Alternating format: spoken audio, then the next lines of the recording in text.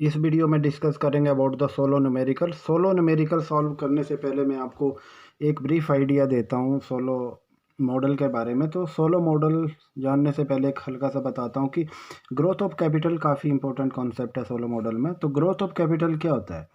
Change in के को हम ग्रोथ ऑफ कैपिटल बोलते हैं। तो ये क्या होता है? हमारी जो सेविंग होती है, सेविंग फंक्शन के माइनस डेप्रिसिएशन के। सेविंग से अगर हम डेप्रिसिएशन को माइनस करते हैं तो हमारे पास चेंज इन कैपिटल और ग्रोथ ऑफ कैपिटल आता है। तो सेविंग क्यों? सेविंग को ही हम इन्वेस्ट कर देते हैं और इन्वेस्टमेंट में से डेप्रिसिएशन को माइनस कर दिया जाता है तो हमारे पास ग्रोथ ऑफ कैपिटल आ जाता है। ओके, तो ये ग्रोथ ऑफ कैपिटल। और स्टेडी स्टेट में क्या होता है? Growth of capital, change in capital क्या होता है? जीरो होता है। तो ये स्टेडी स्टेट कंडीशन भी बोलते हैं, इसको स्टेडी स्टेट कंडीशन बोलते हैं। तो इस कंडीशन में हम देखते हैं कि हमारे पास जो है ये सेविंग एफ के शुड बी इक्वल टू हमारे पास डेप्रिसिएशन। अगर ये दोनों इक्वल आ गए तो हमारे पास स्टेडी स्टेट कंडीशन आ गई।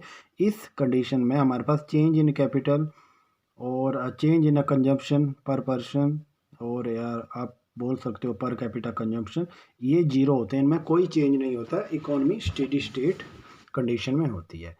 तो आगे मैं आपको बताता हूँ कि न्यूमेरिकल के थ्रू किस तरह से हमारे पास एज्यूम कर लेते हैं। हमारे पास प्रोडक्शन फंक्शन हमारा कोव डबलस फॉर्म में दिया गया है, इसमें से के हमारे पास एंड एल ये हमारे पास दिया है। अब हम इसको पर कैपिटा फॉर्म में कन्वर्ट करना है। तो वाई अपॉन एल मतलब पर वर्कर जो है उसका इनकम कितना है ये कैलकुलेट करना है हमें। यहाँ पे पर कैपिटा फॉर्म में कन्वर्ट करना है तो ये हमारे पास, इसको हम ऐसे ही लिखेंगे एंड अपॉन इसको भी एल कर देंगे। तो इनको सिंप्लीफाई करने के बाद ये हम पर कैपिटा में जो भी आएगा उसको स्मॉल लेटर से डिनोट करेंगे। ओके, तो यहाँ पे आ गया के एल, ये हमारे पास ये आ गया, क्योंकि ये एल ऊपर चला गया तो माइनस हो गया तो ये आ गया। इसको हम और सिंप्लीफाई कर सकते हैं तो इसको हम के एल इस फॉर्म में भी ऐसे भी लिख सकते हैं। एंड फर्दर मैं आपको बताता हूँ कि के अपॉन एल को क्या बताता है ये, कि हमारे पास पर लेबर या पर वर्कर कितनी कैपिटल की अवेलेबिलिटी है। ओके, तो इसको स्मॉल लेटर से भी डिनोट कर देते हैं हम इसको के। तो आगे क्या आ गया, और सिंप्लीफाई करें तो हमारे पास ये प्रोडक्शन फंक्शन आ गया। हमारे पास ये क्या आ गया? ये आ गया पर कैपिटा फॉर्म में आ गया हमारे पास पर वर्कर। ओके, तो वाई ये स्मॉल लेटर है, पर वर्कर के लिए बता रहा है, और कैपिटल भी पर वर्कर के लिए बता रहा है। ये बता रही है कि किस तरह से पर वर्कर आउटपुट जो होता है वो पर वर्कर अवेलेबिलिटी ऑफ कैपिटल पे डिपेंड करता है। ओके, ये हमारे पास आ गया इतना। अब आगे मैं आपको बताता हूँ कि हम एज्यूम कर लेते हैं हमारे पास डेप्रिसिएशन डेप्रिसिएशन डेप्रिसिएशन का वैल्यू हमारे पास हम एज्यूम कर लेते हैं 5%।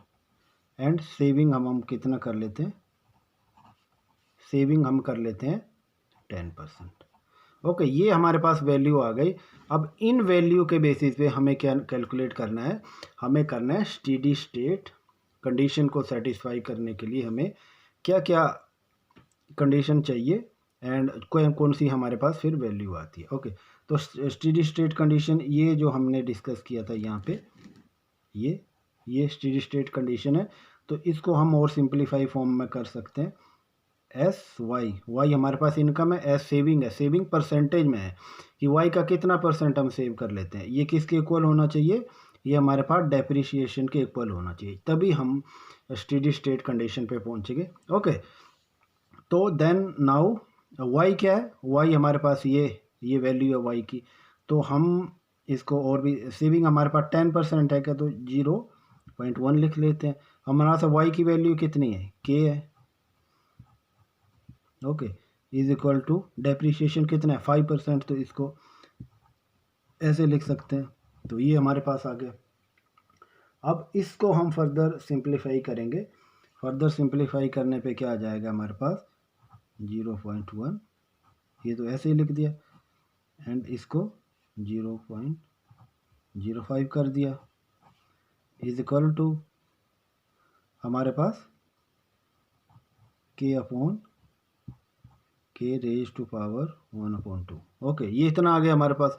अब इसको और हम फर्दर सिंप्लीफाई करेंगे, तो फर्दर सिंप्लीफाई करने पे क्या आ जाएगा हमारे पास, ये आ गया हमारे पास 0.1 और 0.5 इक्वल टू, इसको k1/2 लिख लो, और या हम इसको ये भी कर सकते हैं कि इस तरह से भी लिख सकते हैं।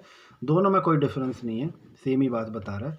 देन हमें क्या करना है, अब इसको पूरा सिंप्लीफाई करना है, तो k रख दिया, आगे हमारे पास 0.1 0.05 आ गया, दोनों को स्क्वायर कर दो तो हमारा k आ गया वो 0.1/0.5, ये आ गया। ओके, इसको फर्दर आप सिंप्लीफाई करोगे, कैलकुलेट करोगे, तो हमारे पास वैल्यू कितना आएगा k का वैल्यू आएगा हमारे पास k = 4। मतलब पर वर्कर जो हमारे पास कैपिटल का अवेलेबल है वो है हमारे पास 4। ओके, और इनकम क्या है हमारे पास, इनकम क्या बताया था मैंने, y = k raise to power 1/2, ये आ गया। अब इसमें हमारे पास k का वैल्यू कितना है, 4 है, 4 कर दिया। ओके, तो इसको सिंप्लीफाई करने पे हमारे पास y कितना आ जाएगा बताओ, तो हमारे पास y आ जाएगा 2। ओके, तो पर वर्कर आउटपुट जो है वो 2 आ गया, एंड पर वर्कर कैपिटल हमारे पास 4 आ गया। ओके, यहाँ तक तो सिंप्लीफाई हो गया।